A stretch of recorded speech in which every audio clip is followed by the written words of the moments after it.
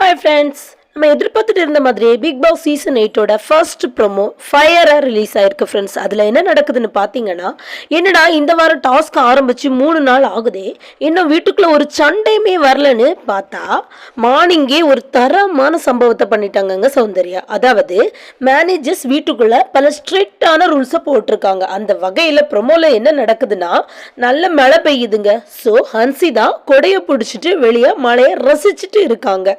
அப்போ அங்க வந்த மஞ்சரி மற்றும் சௌந்தர்யா இதெல்லாம் உங்க பர்சனல் டைம்ல பண்ணுங்க, இப்போ உள்ள போங்கன்னு சொல்றாங்க. ஆனா அன்சிதா கேட்கவே இல்லையே, நான் பண்ணலன்னு கத்துறாங்க. சோ சௌந்தர்யா லோக்கல் ரவுடியா மாறி கொடியை பிடிச்சி இழுத்து உள்ள போங்கன்னு கத்துறாங்க. அந்த டைம்ல அங்க வந்த யூனியன் லீடர் நம்ம ராணவ், யாரை கேட்டு என் லேபரோட கையை பிடிச்சேன்னு ராணவ் கேசரியா மாதிரி கேள்வி கேட்கிறாரு.